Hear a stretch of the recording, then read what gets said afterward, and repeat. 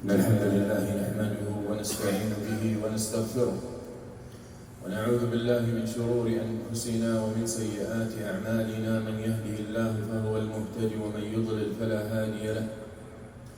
أشهد أن لا إله إلا الله وحده لا شريك له، وأشهد أن محمدًا عبده ورسوله وصفيه من خلقه وخليله، بلغ الرسالة وأدى الأمانة ونصح الأمة فكشف الله به الغمة، وجاهد في الله حق جهاده حتى أتاه اليقين. يا أيها الذين آمنوا اتقوا الله حق تقاته ولا تموتن إلا وأنتم مسلمون. يا أيها الناس اتقوا ربكم الذي خلقكم من نفس واحدة وخلق منها زوجها وبث منهما رجالا كثيرا ونساء، واتقوا الله الذي تساءلون به والأرحام إن الله كان عليكم رقيبا. يا أيها الذين آمنوا اتقوا الله وقولوا قولا سديدا يصلح لكم أعمالكم ويغفر لكم ذنوبكم، ومن يطع الله ورسوله فقد فاز فوزا عظيما. أما بعد، فإن أصدق الحديث كتاب الله، وخير الهدي هدي محمد صلى الله عليه وسلم، شر الأمور محدثاتها، وكل محدثة بدعة، وكل بدعة ضلالة، وكل ضلالة في النار. All praise be to Allah, the King of the world, the Master of the Day of Judgment. I bear witness no one is worthy of worship but Allah, and I bear witness that Muhammad sallallahu alayhi wa sallam is the last and greatest messenger of Allah, was sent to mankind to bring them out of the darkness of this world to the light of this world and the hereafter, and from the injustices of religions and systems and theologies and ideologies to the justice of Islam. قال تعالى: إن الدين عند الله الإسلام. وقال عز وجل: ومن يبتغ غير الإسلام دينا فلن يقبل منه وهو في الآخرة من الخاسرين. قال تعالى: أفحكم الجاهلية يبغون ومن أحسن من الله حكما لقوم يوقنون. Allah Azza wa Jal makes it clear in the Quran that the way in the sight of Allah is the way of Islam. Not even the way of Islam is Islam. The way in the sight of Allah that He will accept is Islam. A mistake that a lot of us need to start correct when we talk about our religion and our deen and our way, especially to the kuffar, and especially to the non-Muslims, and especially for those who want to learn, and for those who want to fight. They have put in the mind of the Westerners, or the mind of people in general everywhere in the world today, under what's called secularism and materialism, they placed a specific definition of religion. They put in people's mind a specific definition of religion. But when you mention the word religion, immediately people are already programmed to take this word, to hear this word, religion, and I'm talking about, this is how it has become in the minds of the non-Muslims as well as a lot of Muslims. So when they hear the word religion or they hear the word deen, this is my religion is Islam, or my religion is this or that, immediately comes that phrase, that definition that they put in their head. And the very first thing that comes with this definition that they made sure to instill in people's hearts and minds, that this is part of secularism, didn't come to fight religion, came to subdue religion, came to tolerate religion, came to control religion. And one of the controls is definition. So it becomes immediately, when you say religion, first it comes to mind what the idea of, this is a personal thing. Right? It's personal. It's only a relationship between you and whatever you worship. It's not even God. even using the word God. So it's between you and whatever being, whatever thing you believe to be superpower, to be higher power, whatever it is. So it's personal. Keep it to yourself. Second, it's ritual. Meaning, you can have, the religion you follow can have places of worship, or it might not have. You might be a freelancer. You decided to worship something, whatever of your choice. That's your religion. But keep it there. So this religion, or this idea, is reserved to be practiced ritually in a ritual place, in a place of worship. Meaning what? Meaning this religion should not cross the door of the temple, should not cross the door of the church, should not cross out the door of the masjid. Right? That's when you talk about religion in America, for example. This is what they do. And even if this, and there are many other things, but even if this is true to how they made or turned their religions into, it has never been, it was never, ever true, and it will never be true to Islam. As long as we have Quran and we have Sunnah, this plan will never materialize.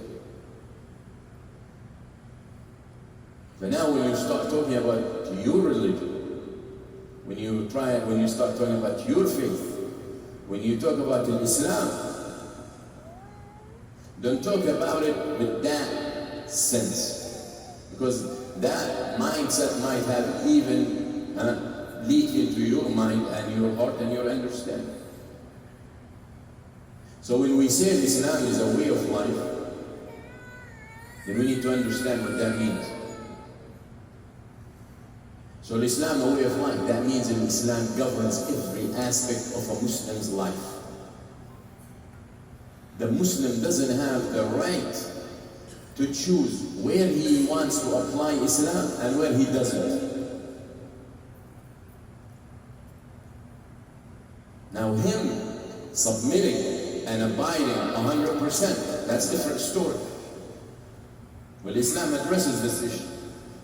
Now we're not talking that the Muslim or a Muslim is a saint or wali. Even the awliya, in our aqidah, awliya commit sins. But there, when they come to a saint, they make him a god. They worship. They made Mary a saint, they made Jesus a saint, they made him God. And then all these things. Even a saint who calls for zina and fornication, they celebrate his day once a year called Valentine. He's a saint. So they have saints for promiscuity. They have saints for evil. Oh, they have bad. Let's not get there yet. You understand? In our aqidah, even saints make mistakes. Sins, they might even commit major sins. But they have returned to Allah, and their conditions after the sin is way past and way better than their conditions before. And they never return. And they become better. So they become awliya from awliya. Every Muslim is wali. But the wilayah is different levels.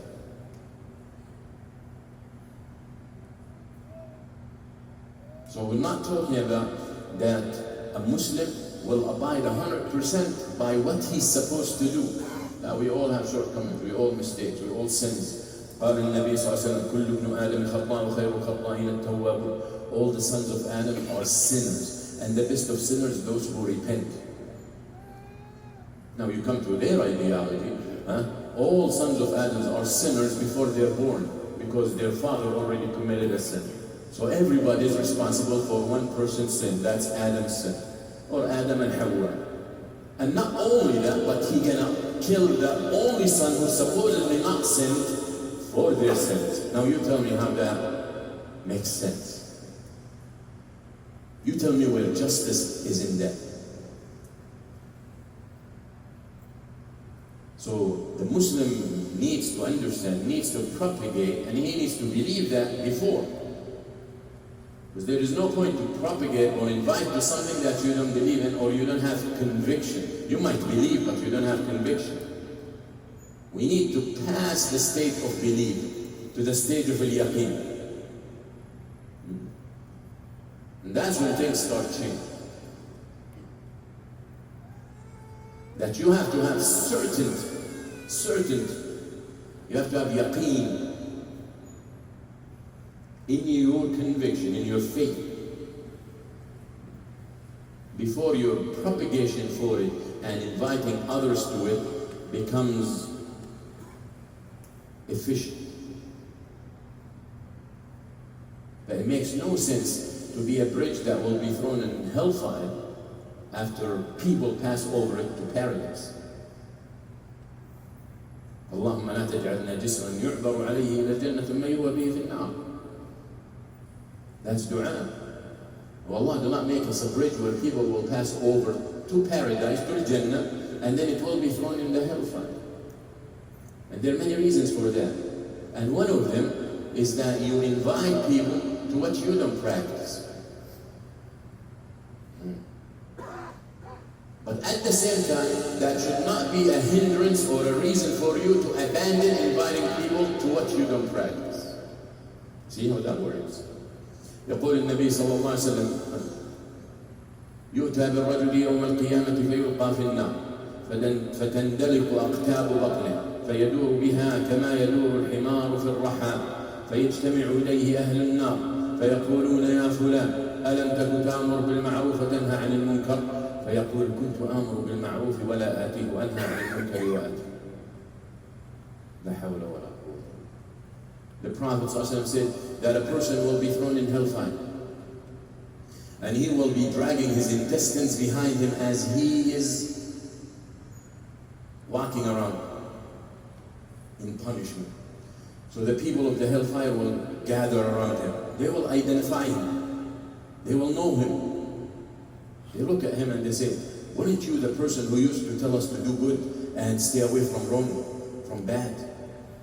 And you were making da'wah to us. You were inviting us to do the right thing. You were enjoying good and forbidding evil. Well, was it you? We're not you. Yeah. He said, yeah. He said, I used to invite you to do good and I didn't do it myself. And I used to forbid you from evil and I fell in it. Now listen to this. The punishment he received is not because he enjoyed good and forbade evil. The punishment he's receiving is because he did not follow through. He did not apply it to himself. Because a lot of people will come and look at this and say, so if I smoke, for example, if I smoke, I should not tell anybody to stop smoking because I smoke, according to this hadith. You know what you should do? You should tell people to stop smoking and you work to stop yourself as well. Because who's perfect? Who's going to forbid evil? If every time that I have to be perfect before I enjoy good or before I tell someone to do the right thing or to stay away from the wrong thing, I have to, now you have to work on yourself, there is no doubt. But if you have shortcomings, those shortcomings and those flaws should not be a reason to slow you down from fulfilling your duty. So pay attention. هذا من فقه الحديث. That his punishment was because he did not apply what he preached. He did not practice what he preached. Not because he preached. See the difference? And now going back to the point, Islam is a way of life. We don't have perfect people. The Prophet ﷺ said, we all sinners, and the best of you, the best of sinners are those who repent. So this idea that Muslim needs to be perfect is impossible. However, the Muslims still have to have conviction and full yaqeen that his way that he chose for himself, called in Islam, because the word deen in Arabic means the way. It means a religion. It means what you own. And it means the way. That's why the way in the sight of Allah, inna ad-deena inda Allahi al-Islam. So now you understand that the way is more than just a deen. And the deen meaning in Islam is more than just a religion, according to their definition. And again and over, I keep going back to the same idea that we need to free ourselves. If we wanna rise, and if we wanna regain our position in the world, and if we wanna be fulfilling Allah's order that He wants from us, we have to free our minds from how they made us think. That's called decolonization. That's called purging. We need to purge, we need to cleanse our minds and our hearts, purify our minds and our hearts from the way they enforced on us. They want us to think in a specific way, so we can stay the way they want. And I will give you one simple example in a little bit, inshallah, if we live until then, to show you.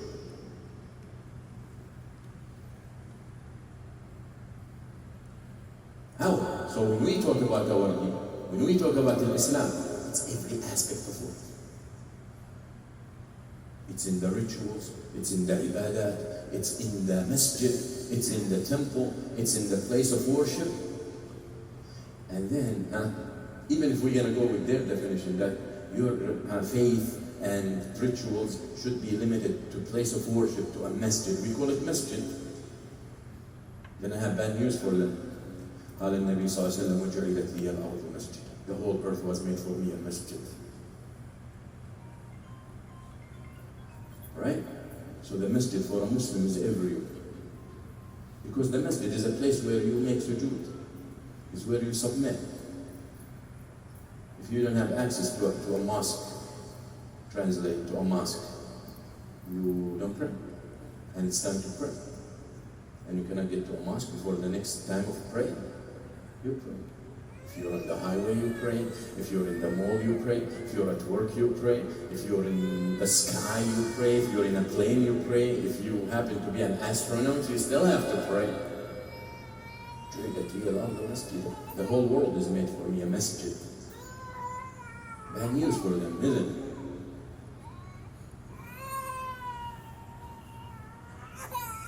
But Islam is away in the masjid. It's at home, it's at work. Islam is in your rituals and your ibadat, as well as in your business and in your transactions, in your relationships, in your marriage, as well as it's in divorce, in success as it's in failure. Islam needs to come in. Islam in times of peace and in times of war. Islam is in economy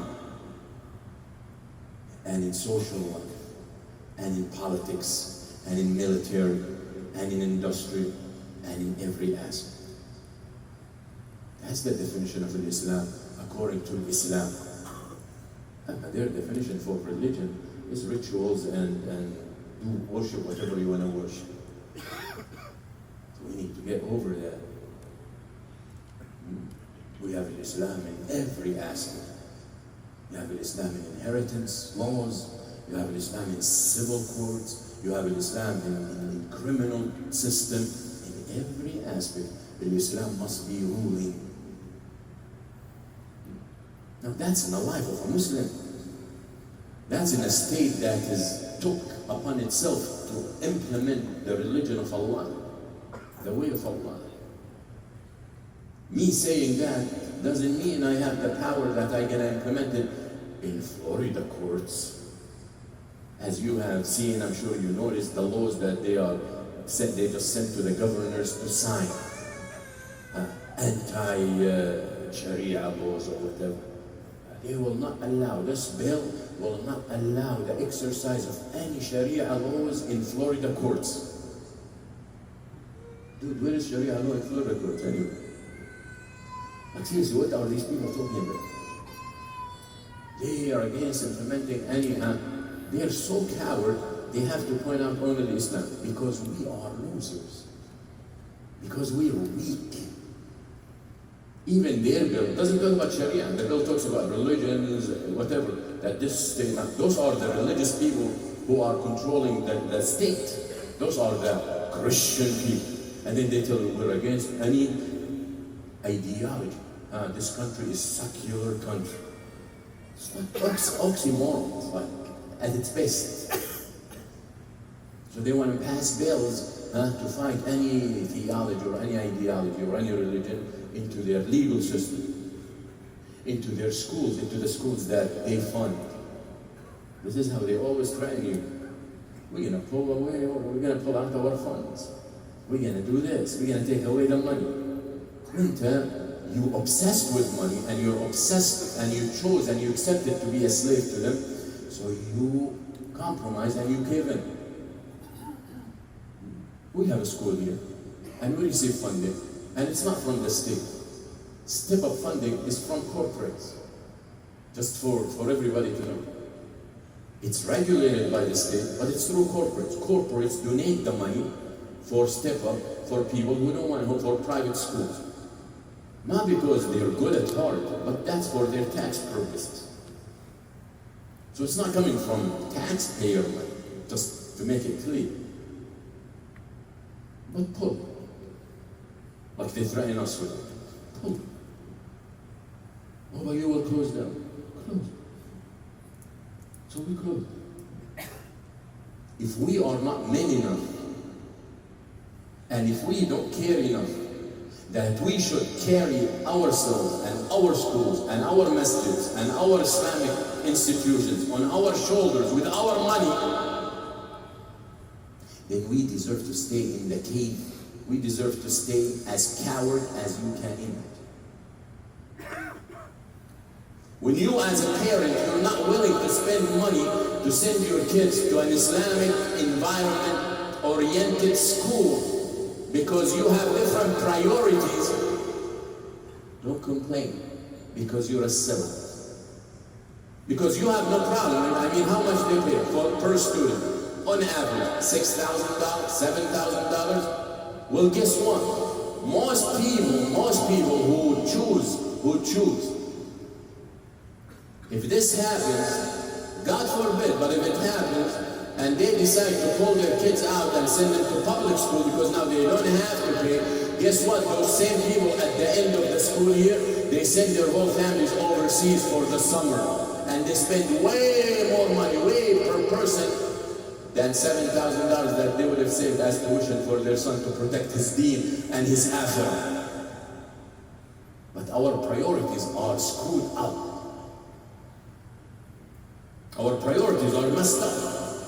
You know what I will do if this is the situation? I will take a second job to make sure that my kid is not in an environment that after a year or 6 months, he's confused if he's a boy or a girl.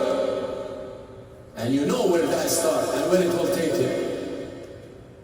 If you have no problem that your kid will go to a public school because there is no funding for the Islamic school, you are not worshipping Allah. You are not sending, you are not sincere in sending your son or your daughter to an Islamic school because you want to protect their deen, but because it was free. So that was kind of, you're justifying for yourself that you're doing something good. And when the fund gets cut off, then immediately, even though you're capable of paying, without taking a second job, you have enough money to cover that tuition, you still pull them out and send them to public school because you don't want to pay. You were never sincere in sending your kid and you really wanted to protect his deen. You were just numbing yourself. You were injecting yourself to make yourself feel that you were doing the right thing because you're guilty. Because deep at heart, you're guilty and you know it. But your love for the money and for the dunya oversees your guilt feelings. That's why you will not have a problem to send them to the devil.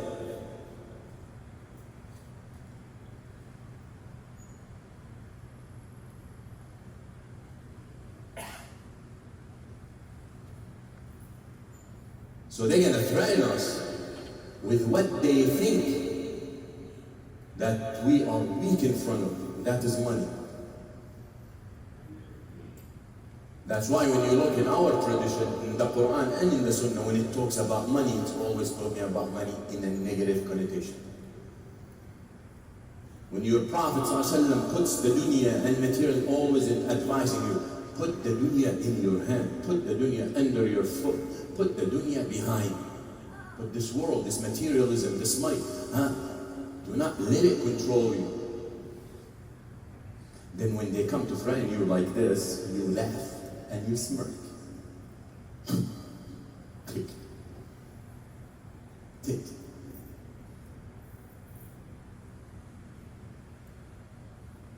I said this way before the school opened. Before, and even the recording circulated. They made a CD out of it. When people were using CDs. I said, I would rather that my kids become illiterate, grow up illiterate, die illiterate, not knowing how to write or read, and they don't have to, because they also made you think that that is only achieved through schools. Schools are designed to make your kids more ignorant. Their system. Designed to, it's like a factory built. That's what schools are. That's what their schools are. To make carbon copies of each person. Each person is the same copy. They study the same thing in the classroom of 50 people. It doesn't matter the level of intelligence. It doesn't matter the level of literacy. It doesn't matter how hard the parents work with their kids growing up to make them more intellectual, more analytical. Everybody's equal. Everybody receives the same material. Everybody, and then we're going to test you. That's it. It dumbs people down. We know that this is fact. This is not Islamic conspiracy. This is not Imam conspiracy. This is a fact. And then they feed them exactly what they want them to be when they grow up. So what is the threat that they're going to threaten us? Or what's the next threat? The threat is so-and-so, some official in this state, in state of Florida, can designate, his office can designate any organization, any individual, any group, any religious organization, what social organization, as a terrorist organization. So a lot of Muslims are freaking out. Like I'm saying, the Riyadh, a lot of masajid, a lot of schools, a lot of freaking out. Dude, just listen to me, and I'm gonna be like straightforward. They already designed your religion as terrorist religion. What are you talking about? Nothing in you. You're just afraid of specifics. You're afraid to be called out because you've been believing that you've been blending with them, that they did not recognize you. You have compromised so much already that you thought they think that you're one of them when they will never consider you one of them. They have already categorized you as terrorist.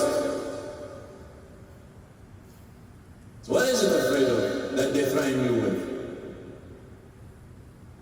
That's what they do.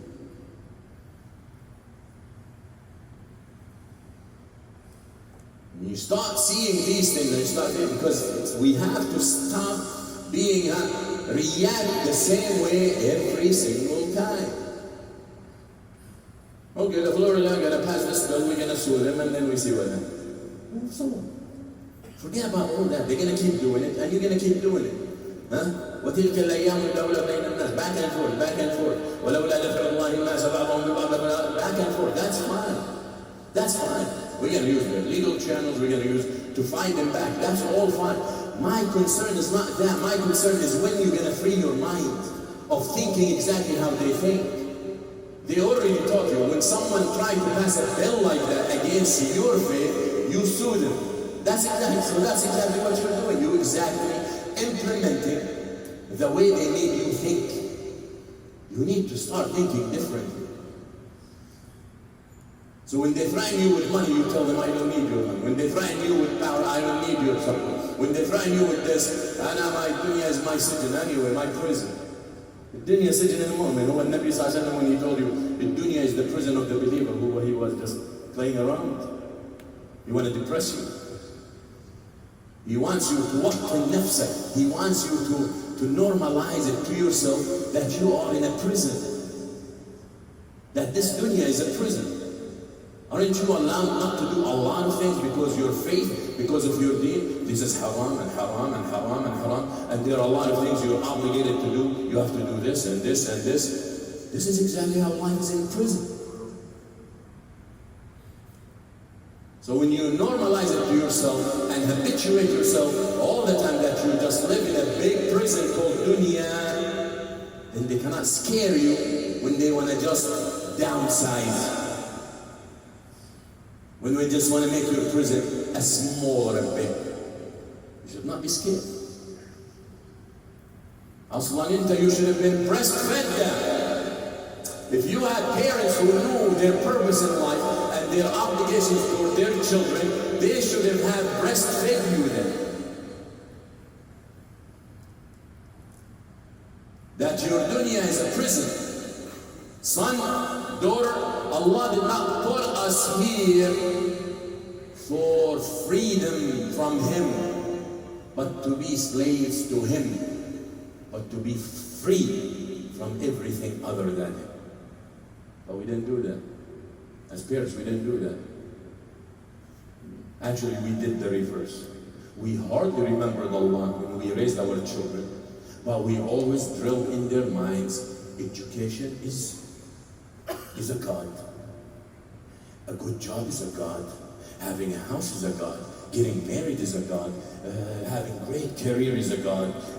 Being rich is a God. Right? That's what we do as parents. Drill. I'm not undermining these things. These things are important. But only in our way, only to serve the bigger purpose. Not independent.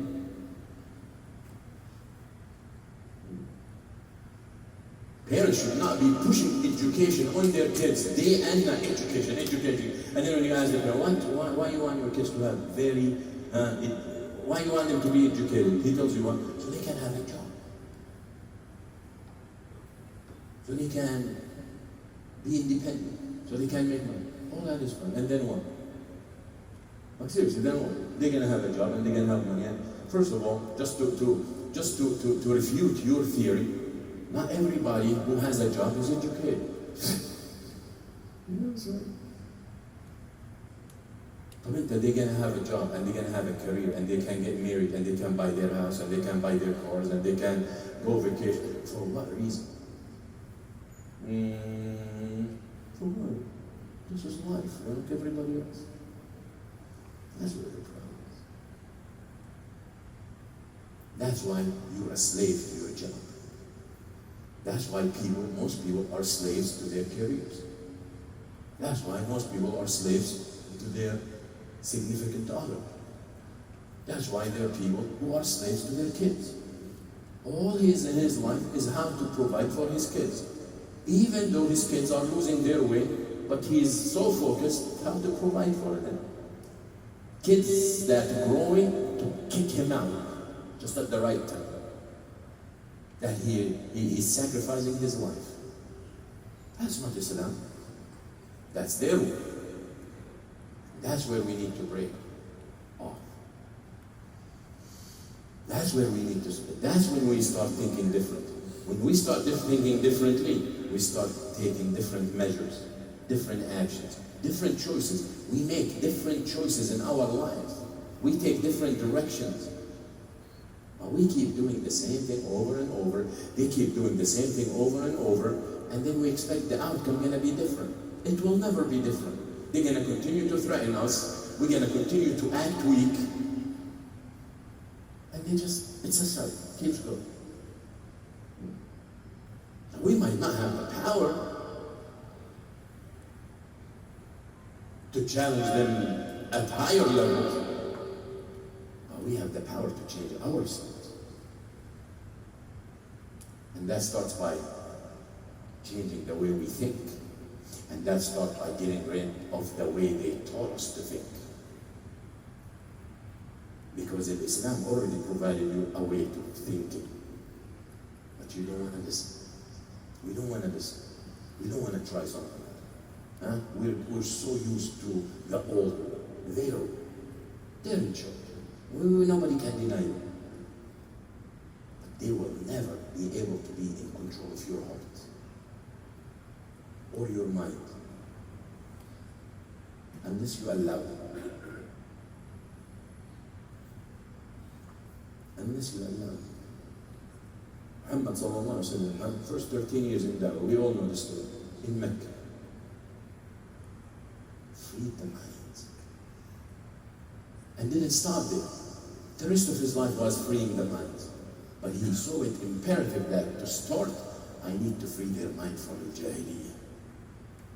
We already know where's Jahiliyyah. Show me one narration, show me one author, show me one story in any book of history where Abu Jahl, you know Abu Jahl? Or Abu Lahab, you know these names? Or Utbah. Show me one of them, for example, was promoting sodomy. Or was hanging a rainbow flag outside his door. Even the people of Lut did not do that. People of Lut had a shahwa, but they never dared to legalize it.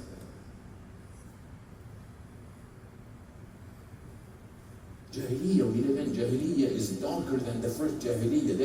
There is no even comparison. And we took Jahiliyyah. Jahiliyyah is not a period. Jahiliyyah is a state, is a condition, is a hala, is a situation. That's a Jahiliyyah. And that always existed. Jahiliyyah is phenomenal. Jahiliyyah is examples, realities. We cannot claim that we're against Jahiliyyah when we accept everything comes from Jahiliyyah and ignorance. Including the way we think, including the way we feel, including the way we eat, including the way we breathe. Seriously, literally, stop any Muslim. I bet you 90%, if not 100%, maybe 100%, 90% of Muslims. Inshallah, none from this masjid because hopefully we are delivering a different message. But 90% of people out there asking to define successful. Ask him about his goals or her goals in life. Ask them about their purpose. And you will see complete divorce between Islam and between how they think. Complete separation. Divorced 3 times already. Meaning it's very difficult to even come back because when you introduce this idea to them, they fight you. You see why it's divorced thrice? Meaning there is no comeback. They will fight you. It's not like, oh, that makes sense. They'll fight you. You know how they will fight you? The exact way the kuffar are fighting you. They start calling you names. They start labeling you, labeling your masjid, labeling your community, labeling your friends, the people with you. This, that. Brother so-and-so, Sheikh so-and-so, Allah, mashallah, nice guy, mashallah, great. But what? Extremist. But harsh. But radical. But too much. But never took the time to ask himself, who is the real extremist? Him or myself? You know what extremism is to us? Because who is defining the word extremism according to the way they told him to define extremism? Again, the same problem. But when you look in our religion, when you look in Islam, the way that we're supposed to define things, because even definition of things need to be according to the Quran and the Sunnah. So when you look at word extremism, and if you want to look at its roots and this, how is it defined by Quran and Sunnah? Very simple. Extremism in Islam will be the 2 sides of a spectrum where Islam is right in the middle.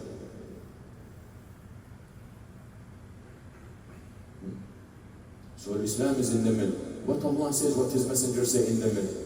Anybody go above that, that's extreme. Anybody goes below that, that's extreme. This is batil, false, and this is false. And take this rule, and I said it before. Al-haq will never, ever falls between haqq and batil. Al-haq is always falling between two falsehoods. Got it? There's no, well, this is truth, but there's also truth, and there is falsehood. That in the middle can never be the truth. Or the other truth can never be true. There is one truth, and always fall between two falsehoods. Those two falsehoods are two extremes on both sides. One extreme, exaggeration, one extreme, in compromise. And the haqq is in the middle. كذلك جعلناكم أمة وسطا. This is your way, this is your deen, this is your belief, this is your conviction, this is your yaqeen, this is your way of life. بارك الله. قولوا قولي هذا واستغفر الله لي ولكم في الذين استغفر.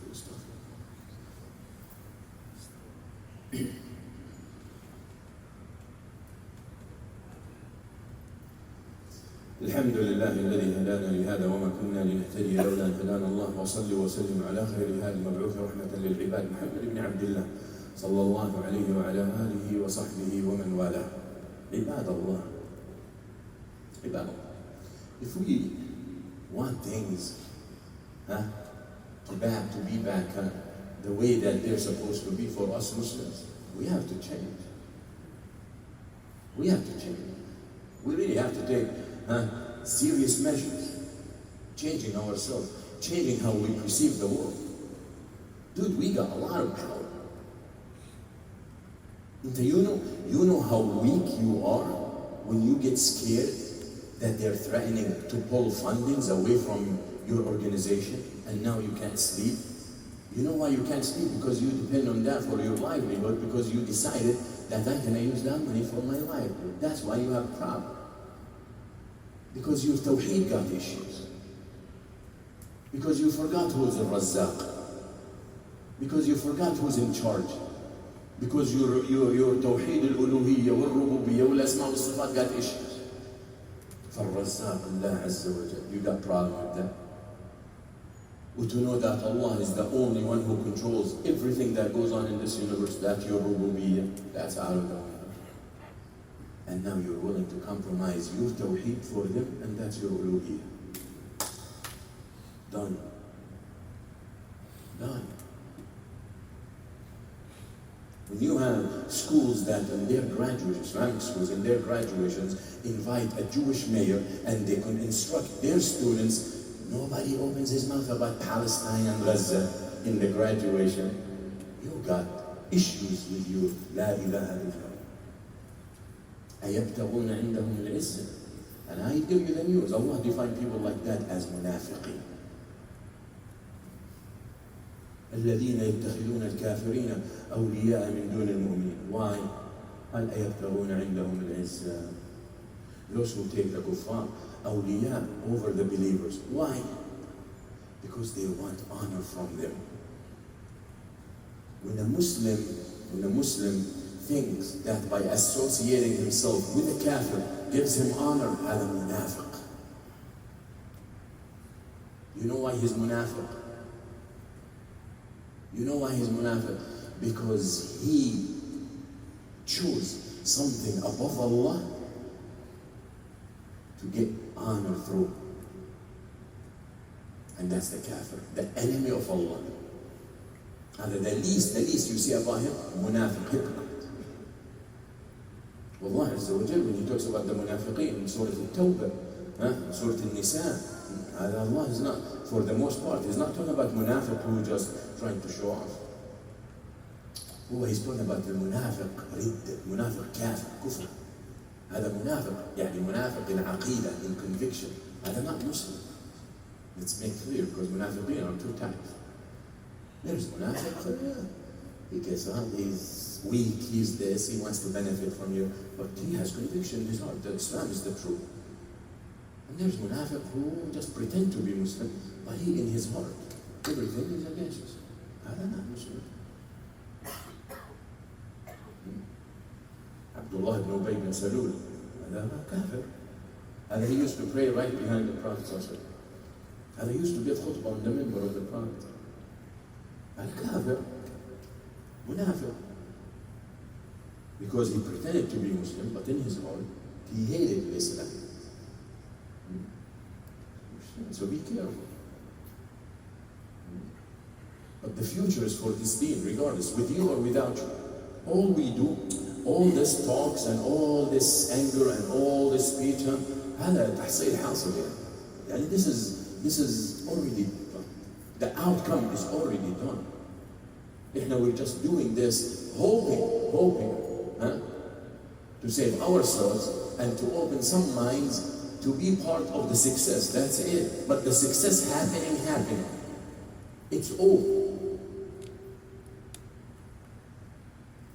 يقول النبي صلى الله عليه وسلم حديث حذيفة قال تكون فيكم الخلافة تكون فيكم النبوة ما شاء الله أن تكون ثم يرفعها الله إن شاء ما تشاء ثم تكون خلافة على منهاج النبوة ما شاء الله أن تكون ثم يرفعها إن شاء أن يرفعها ثم تكون ملكا عاقا أو عضوضا ما شاء الله أن تكون ثم ملكا جبرية وفي رواية ملكا وجبروت ما شاء تكون ما شاء الله أن تكون ثم يرفعها إن شاء أن يرفعها ثم تكون خلافة على منهاج النبوة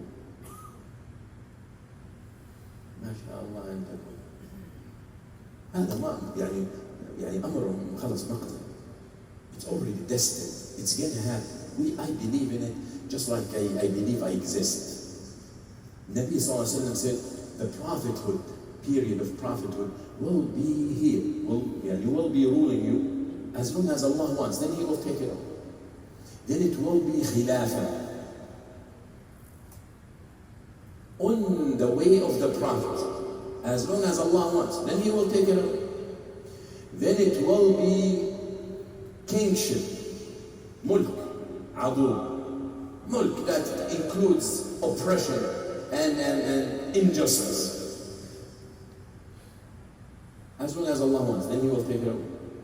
Then it will be mulk wa jabarut, or mulkan. And then it will be kingship with tyrannical. That's worse than the one before.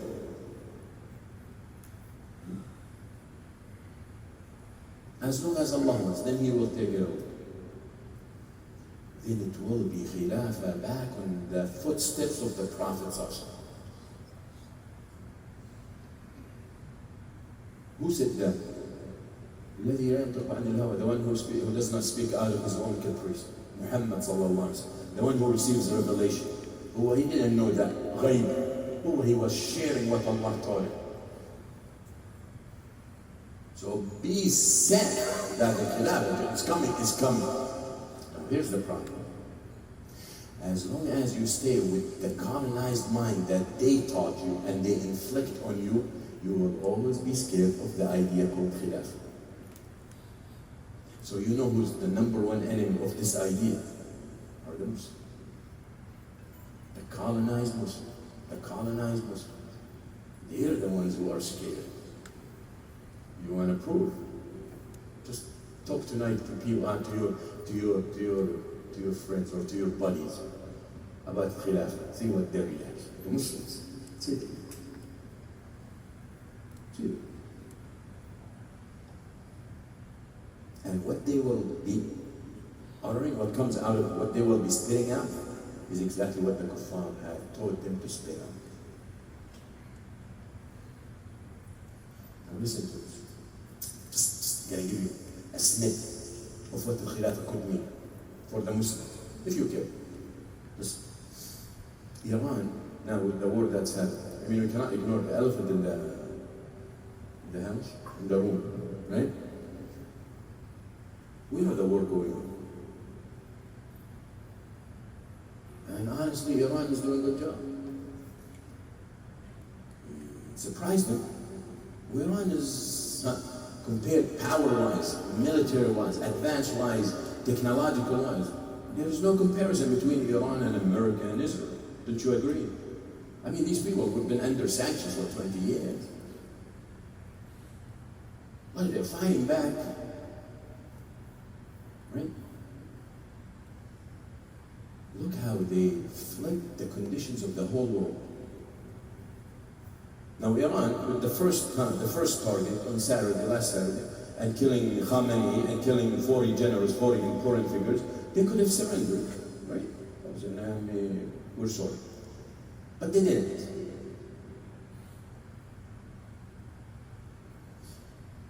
The whole world, into most probably you were driving here and you were looking at your gas to see how much gas you have, and all your like, man, $5 a gallon. Damn. Right? Darn. It's affecting you inside your house, isn't it?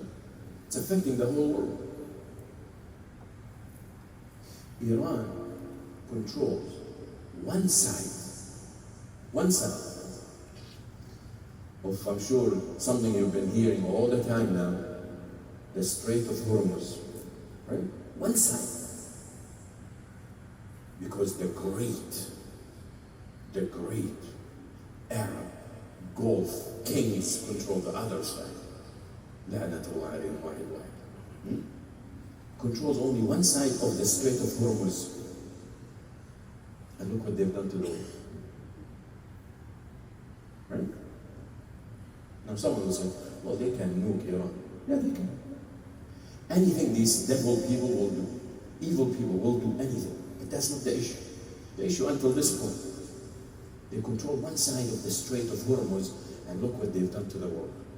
People literally now, you have organization, you have United Nations, this fake organization, worried about the food supply, people's food. People might not have food to eat very soon. Here we live in luxury. But you forgot, COVID, you couldn't even get paper towels.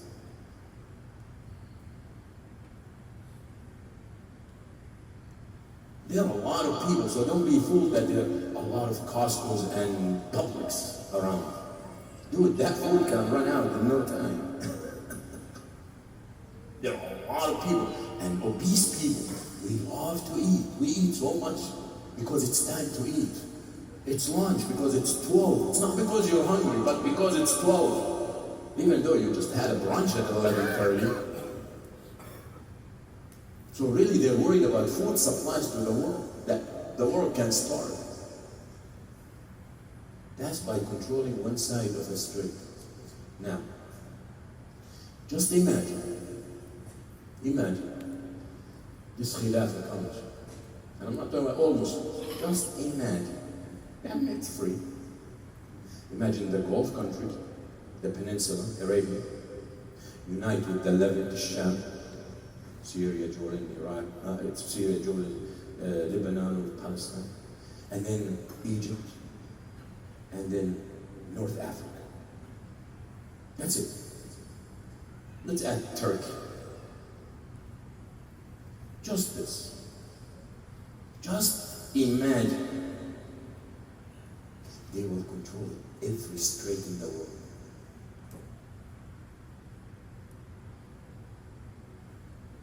They will control Hormuz. They will control Bab al-Mandeb. They will control Jabal Tariq in the west. They will control southern of the Mediterranean. They will control the Gulf. They will control big chunk of the Atlantic. They will control Suez Canal, that it shouldn't be obliterated when the right time comes. And they will control this fort in the Black Sea. They control the oil already. They control the gas. They have huge manpower. And they have Mecca and Medina and Al-Aqsa. Just imagine. Close your eyes and imagine. Who will dare to give us orders?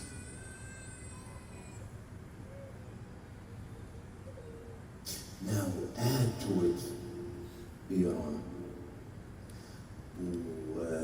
Kafkaz, Balkan, add to it Pakistan, Bangladesh, Muslims in India, Malaysia, Indonesia, add to it the Muslim nations in Africa. And don't forget the Muslims in Masjid al-Sunnah.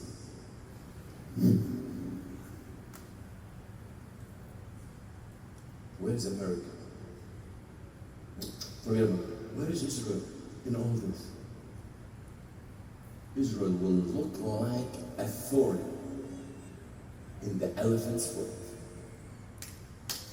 That's even if it dares to exist. You see why they're scared? You see why we always say their enemy is in Islam? Because in Islam is the only thing that can make this a reality.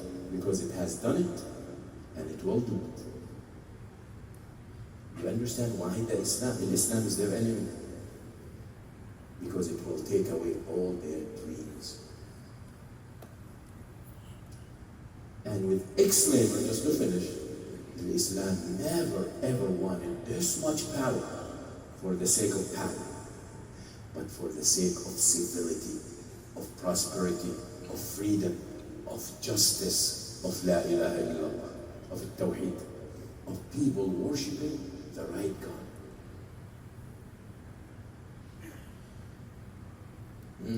Don't forget all these ex-Soviet Unions, huh?